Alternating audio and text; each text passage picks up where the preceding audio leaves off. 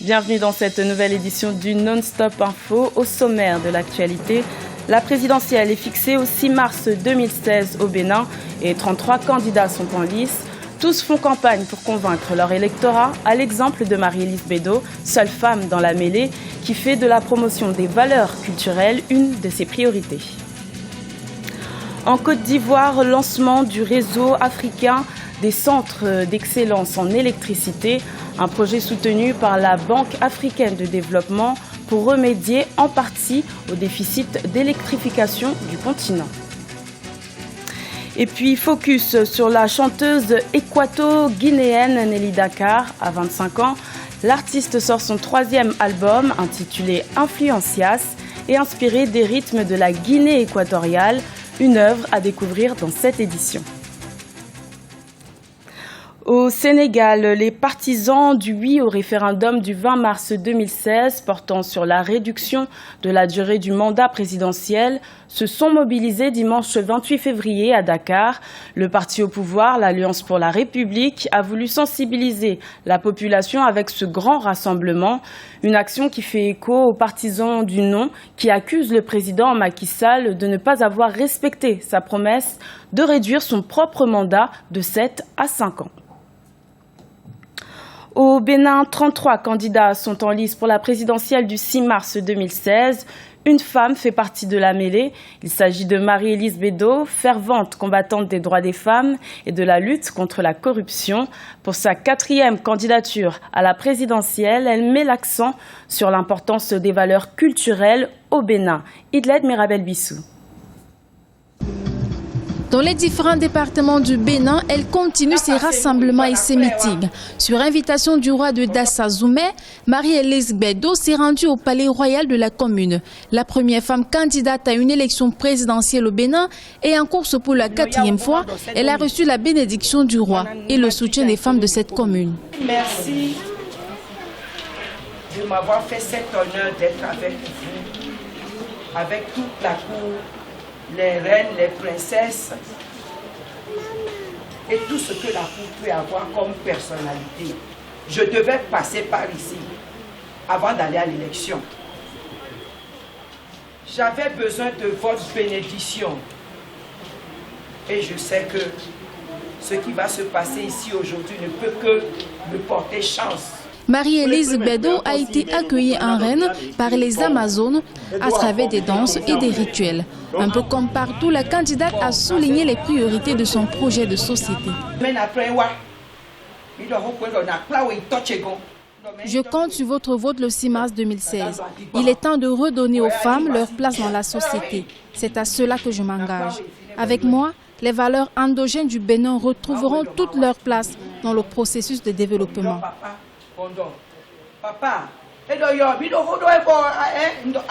L'énergie, l'emploi ou encore l'eau représentent les priorités pour Marie-Élise Bédot. Les femmes de Dassa-Zoumé ont promis à la candidate de voter massivement pour elle lors du prochain scrutin du 6 mars 2016. Et sachez qu'Africa 24 vous propose une émission spéciale consacrée à l'élection présidentielle au Bénin à partir de 19h30 GMT. La question du débat de ce jour sera: quel avis portez-vous sur la sécurisation des terres au Bénin après la réforme du foncier? N'hésitez pas à réagir et à participer au débat en envoyant votre point de vue à l'adresse suivante: benin2016@africatv.com. L'actuel président gambien Yahya Jammeh a annoncé vendredi 26 février qu'il serait candidat à sa propre succession pour la présidentielle du 1er décembre 2016. Il représentera son parti, l'Alliance pour la réorientation et la construction patriotique. Il tentera de briguer un 5e mandat. Il s'est dit opposé à toute limitation de mandat. Le chef de l'État est arrivé au pouvoir en 1994 à la suite d'un coup d'État militaire. L'Association des sociétés d'électricité d'Afrique a procédé au lancement officiel du réseau de centres d'excellence en électricité à Abidjan, en Côte d'Ivoire. Un projet soutenu par la Banque africaine de développement. Notons que l'électrification est un enjeu majeur du continent ces dernières années, car seuls 25% des populations ont accès à l'électricité. Un reportage de notre correspondant en Côte d'Ivoire, Olivier Conan. Électrifier toute l'Afrique et en particulier les zones rurales est indispensable pour maintenir et même augmenter la croissance économique notable du continent.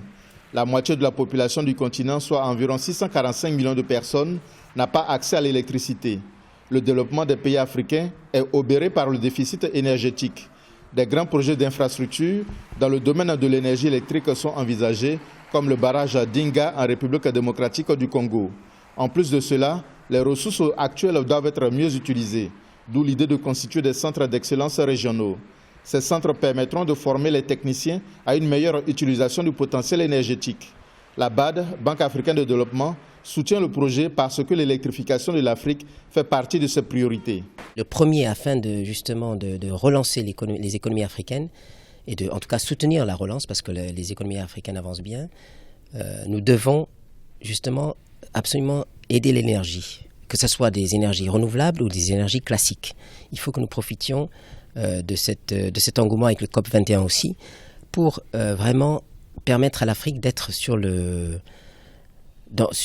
au niveau planétaire, d'être beaucoup mieux représentée au niveau de la consommation électrique et justement pour réduire les coûts de l'énergie. 9 300 techniciens et ingénieurs seront formés en 3 ans par le réseau africain des centres d'excellence en électricité en Afrique du Sud, Algérie, Maroc et Zambie. L'Association des sociétés d'électricité africaines veut ainsi mutualiser les moyens pour faire face aux défis de la gestion efficace des ressources. Apporter une réponse au problème de renforcement de capacité auquel fait face pratiquement toutes les sociétés, du fait du vieillissement du personnel et aussi des nouvelles technologies. La demande est très forte en Afrique de par la croissance économique et aussi la démographie. Nous avons besoin de changer la compétence de certains opérateurs, une certaine partie du personnel pour faire face aux nouvelles technologies. Le projet de formation du réseau africain des centres d'excellence en électricité va coûter 25 millions d'euros. La Banque africaine de développement contribue à hauteur de 9,7 millions d'euros, l'Agence française de développement 3 millions d'euros et le reste à la charge des sociétés africaines d'électricité. À tout juste 25 ans, la chanteuse équato-guinéenne Nelly Dakar sort son 3e album intitulé Influencias, une œuvre de 13 chansons inspirée des rythmes de la Guinée équatoriale et qui revendique la tradition et le métissage. Un reportage de notre correspondant en Guinée équatoriale, Serge Kofi. En concert à Malabo ce samedi, Nelly Dakar a présenté son 3e album Influencias. Avec ce nouveau projet, la chanteuse équato-guinéenne se défait des frontières géographiques pour étendre un peu plus son territoire musical. Un album fusion dans lequel on retrouve l'afro-jazz, de la soul et des rythmes booby. Comme valeur artistique ajoutée, des chansons en français pour s'ouvrir au monde francophone. Lo he llamado Influencias porque cet album s'appelle Influence parce qu'en Afrique, nous avons perdu un peu de ce qui est notre culture et nos valeurs traditionnelles. Et donc, tout cela fait un mélange qui fait qu'on oublie tout de nous-mêmes. Cet album est une invitation à ne pas oublier d'où nous venons. L'approche musicale de Nelly Dakar n'a pas changé depuis son premier album. Le concert test de cet album a émerveillé quelques mélomanes de Malabo venus l'écouter. Elle a beaucoup évolué, énormément évolué. J'adore sa musique, je suis fan d'elle. Dès que ma mère m'a dit, elle va faire le concert, je dis que aujourd'hui je vais venir la voir. Cet album a vraiment reflété ce qu'est réellement les influences culturelles avec un mélange de rythmes occidentaux à notre culture. Mais il y a eu une prédominance de sa propre culture qui est la culture booby. J'ai particulièrement aimé. Elle n'a pas oublié sa culture avant d'aller voir ailleurs culturellement. Elle a pensé avant tout à la sienne qui est la culture booby. L'album est assez bien, de même que les albums antérieurs. Bref, j'ai vraiment aimé.